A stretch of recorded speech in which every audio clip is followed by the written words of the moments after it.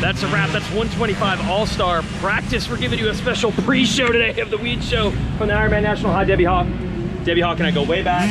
She was going to be my designated babysitter of my children if I still lived in Morgantown. It's Tim Cotter, the boss man. Good job today, Tim. So far, so good. Only got 18 extra events. There's Rita on the phone. Only like 18 extra events being thrown in here at Ironman. It makes press day feel about as good as a race day. Look, we got bike guys carrying ATV tires. All right, I don't even know.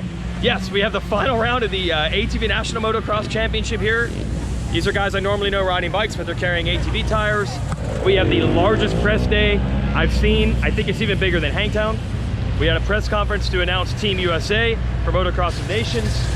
125 All-Stars on track. Much to unpack, so let's do a pre-show and let's bring it to you by the good folks at Racetech. You know all about the gold valves, and I'm gonna let you win a set.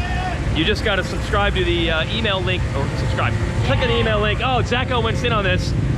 What? First of all, why is this the bike? What is the deal with this bicycle, bro? So, obviously, space underneath is very limited. And that's literally that's the reason you run this, for space efficiency. I would have to imagine if for your training purposes you need a real roadie, there should be a way to work around it. Well, there would be, but it would be a pain on my mom who drives my motorhome. So this is our option. That is unreal. Can you put that in a gear bag and fly it? Yeah, it actually comes with a travel bag. No way. People use it as a commuter bike, and yeah, it travels well. And you've done full roadies and everything, and it's fun. I did this morning. Yeah, through the darn gravel too. Yeah, it was sick. Yeah, it's good. All right, tricks of the trade. Thanks, Zacho. ATV guys going out. They got a moto coming up. Oh, Racetech. Yes, email link at the bottom. Gold valves. Suspension is plusher. Better bottoming resistance. More traction. Made and engineered right in the USA. Win a set. We're running out of time. I want to keep giving these things away. The season is almost over, but I'm so sad about that I'm going to do the extra show today so I can get more Weege show in for you.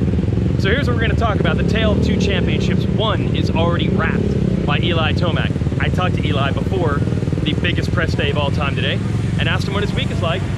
I didn't know. Oh, Gloop! Actually in person. I figured I'd have to see you because that's my ATV TV producer guy. Now, we never see each other in person. We never do. These poor ATV guys, have been talking about them behind their back for like 10 years doing their TV shows. I finally got to meet them for the first time in 10 years. Eli Tomac told me he only rode one day this week. He really took something off. He said it was kind of weird. He didn't hammer two motos, but he said it does feel weird to come in here without the normal level of pressure, and it's essentially all on this racetrack because the last 2 years he's had to sweat out the title. He had a decent lead each time, but he would come here each year a little worried. What if it goes wrong? And then the last 2 years we've had mud at times. We had the hurlings factor 2 years ago. It's just a totally different situation for Eli Tomac here to have the championship already wrapped up. And he actually didn't ride that much this week. So that's situation number one. Now, situation number two is the situation of Adam Cianciarulo. Hey, there's my TV crew. Yeah. Get to work. No, this is it. Like, why do you have this camera? I got this. It's all you need, Shu. Here, this is okay. Like I could go for another 20 years, right? Yeah, I know. All the back shoulder issues. And that is amazing. Get rid of this thing. How much does that weigh? Here, pick it up. Oh, yeah, but I'm not very strong, so this isn't it. That's enough. How's the back feel at the end of the day, Shu? Really good. I'd imagine. Really good. I'll just hook you up with one of these. I just do this to stay fit, man. That's true. Deadlift. See ya. That's a TV crew, press day, getting interviews. Those are my people. If you want to talk trash on a TV show, you're going to have to go through me, and I will go through this camera. I love those guys. What's up? Nice to meet you, gang. Nice to meet you. You guys pumped up? Oh, yeah. Is this like the best Friday of the races ever? Yeah, Like it is. there's tons of dudes on the track. It's rad. Yeah, it's nice. What, Fun walking around. what are you here to see like most? Like what are you most looking forward to? We just bought Eli Tomac's rig, so his motorhome and all that. So. Wait, bought it? Yeah. Bought it? Yeah. You bought his motorhome? Yeah, it's ours now. It's in Carter Racing. Because I've seen it on sale all year. Yeah. You bought it. Like today is the day. Yeah. Have you been looking at it for a while or what? Yeah, so Unadilla. Yeah. We were like looking at it. I showed my dad it on Instagram, and then he was like, let's get it, and then here. Wow. And what are you guys doing with it now that you have it? So we're gonna use it the same, just like we're trying to start up our own like little race team. It's Okay. called Carter Racing. Yep. You've been at 207, right? MX 207? MX 207, Racer X main event. Yeah. We'll be there with that rig. With the motorhome. Yeah. Yep. Can I hang out in it? Oh, Yeah, of course. All right. Over. Well then, smart purchase, because that's going to help me out. All right, Carter Racing. Yeah, we'll see you soon. They've got all the Eli Tomac secrets locked in the rig. Like, now the magic happens at a motocross race. They bought his motorhome today. So Eli, he's relaxed. He's just chilling. It's no problem. Different situation on the other Kawasaki rig, which we'll go visit right now. That is Adam Cianciarulo. Now, he has a gigantic points lead. He essentially needs to get, we did the math at racerxonline.com, I think 10-11 would do it, or not losing 5 points to Ferrandis in the first moto would do it. Finishes second in Moto 1, for example. He's a champ, even if Ferrandis wins. All pretty standard, right? But look, the specter of Las Vegas is there. You cannot take anything for granted. Now, I've talked to Adam about it. Look, man, he made a mistake in Vegas. He said he felt more pressure at the race in Denver to try to get a points lead going into the race and not letting Ferrandis get a big lead on him. He felt pressure after Washougal to try to answer back at Unadilla and prevent Ferrandis from going on a run. So even though he didn't get the Supercross title this year and he hasn't won the outdoor title yet, in a way, he's kind of proven that he can ride in pressure, the pressure that he puts on himself in what he thinks are key races. But still, until he locks it down, we're gonna keep bringing Vegas up. What's up, gang? How we doing? Good times? Oh, great time. It's an unbelievable Friday. There's so much going on. Remember the weather lab last year at Maine? Yeah. Oh, really? I wasn't actually Maine involved. boys. Yeah, I wasn't actually involved, but the rig, yes, it was a Breaking Bad rig. That's right. Right out of Breaking Bad. So, Adam says he knows the Spectre is there. There he is, super relaxed. Super relaxed, dude. You're super relaxed. Anything to worry about this weekend? Just say no. Say no. No. Yeah. There's nothing. No worries. Yeah, he's good. Eli Tomac's good. He's got the title. He's a happy guy. Over here, a little bit different, but I did talk to Adam about it. He knows what the situation is. He's just got to do well in the motos. It's not extreme pressure, but the narrative will be that Vegas race until he erases it by trying to win the title here and to take the proper steps. I'm just shooting videos right now, but I don't want to shoot you in your underwear, so. It's an ethical plug. Oh, it's a plug. Dude, the marketing genius. It's bad anyway, so the world might as well see. Yeah, he's got to take some off. I have like 26 hours before I can eat whatever the hell I want. Is there a plan? Is there a go celebrate with ice cream and Mexican food plan? Is that cool? Not till after Saturday. Yeah, that's fine. But after the race. Certainly some time to regroup. He's giving you like 80%. No, you give me about 4 days. Yeah, he's not really all in on the celebration program. All right, that's fine. So there's Adam in his underwear. I guess that's good for the sponsors. Look, he knows what the narrative is. It didn't go well in Vegas. Until he locks it down, that's what we're gonna talk about. I asked Adam a very simple question today. How does he approach this last race? And I don't talk about riding on the track. We're all gonna overanalyze riding at 100% or not. Forget that. What it really comes down to is, how does he treat this weekend like any other? Did he bring extra people here? Did he bring his mom and dad? Does he have people here so that after race celebration is extra special? The answer, no. Now I'm gonna give you a little tip. Way back in the day, perhaps the most notorious struggle in the last round and blowing a title ever was Damon Bradshaw in 1992 at the Las Vegas Supercross. And Yamaha was so pumped to finally have a Supercross title, they thought headed their direction.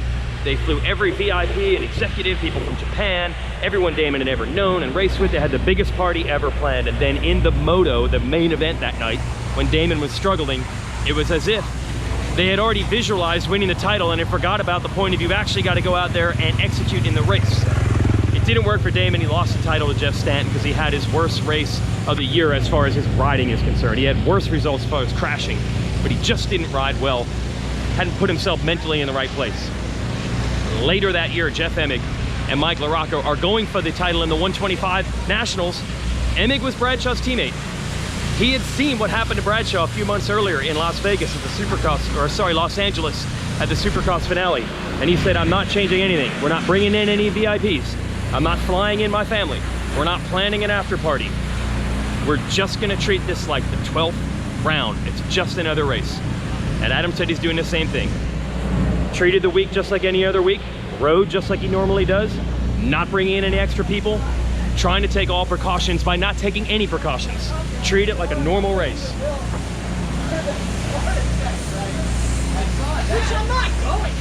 It's a solid look right there, Justin Barsha. So we'll see if that works in Cianciarulo's favor. Any other news today? Well, we had a press conference for the Motocross of Nations team. There is a specific plan to go over really, really early and try to get used to racing in the sand. There's Aaron Plessinger. We got a video of a video, Rob Bitus. What else? Is it a microphone or? Oh yeah, that's the mic. You gotta like that. Yeah, fuzzy mic. I thought I was doing it simple. You're even simpler than me. Howdy. Working on Justin Vogle's bike over there. Mitchell Lowenberg getting, why are you getting warmed up? Aren't you done? Cool down. Cool down. Okay, cool down. There's Dylan Ferrandis over there. So AC's just trying to take it normal. Just try to treat it like any other race.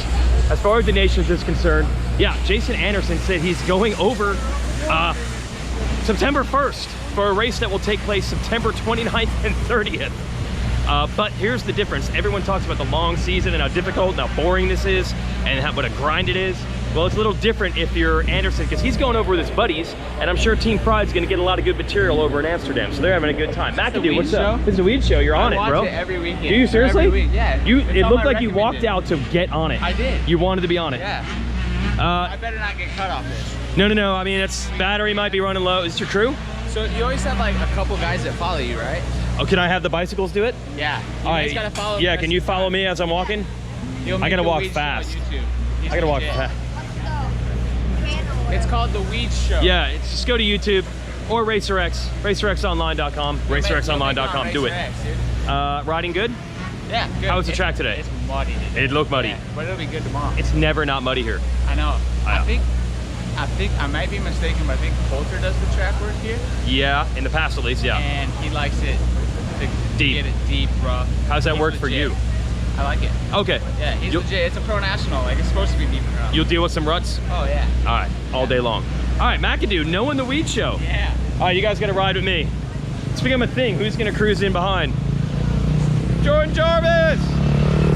Jordan Jarvis trying to qualify today. Actually, technically tomorrow. So the Nations, Anderson's gonna be in Holland for a month before the race. Osborne's gonna come a few days after that. He's gonna be there for 3 weeks. Justin Cooper's gonna ride for 2 weeks. So they are doing all the things that people said Team USA needs to be willing to do to win. They need to ride on that sand. They need to test the motorcycles. They need to acclimate themselves. They need to be all in on this event. They are at least taking all of those steps. Now I know Cianciarulo and Tomac are not on the team. Cowie did not want to participate. So already there's gonna be some, is it our best guys? And I know that in the sand in Europe, it's really hard to beat those guys. But bottom line is this, at least they're trying hard. And my motto for this team is just show up. I don't know if they're gonna be the fastest. You're good, guys, keep on rolling. Woo! I don't know if they're gonna be the fastest team. In fact, they're probably not going to be. Dungeon Marv. I don't know if they'll be the fastest team, but the last couple of years, it's really been about not having huge problems. Getting landed on if you're Jason Anderson, taking a rock to the eye if you're Calvin Vlanderen last year for the Dutch team. They've just got to stay out of trouble. Dr. D. Egomaniac just walking around. Yeah. The only person I care about is me. That's right. Doug knows. Doug Dubach. If those guys can just stay in it, avoid the big mistake, you never know. So the motto I'm gonna say is not USA, USA, it's just show up. Just show up.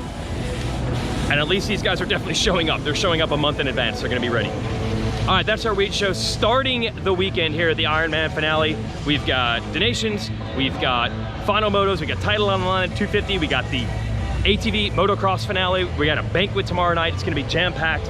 I'll try to give you all the coverage I can, but this is pretty darn fun today. Thanks for watching and thanks to Racetech.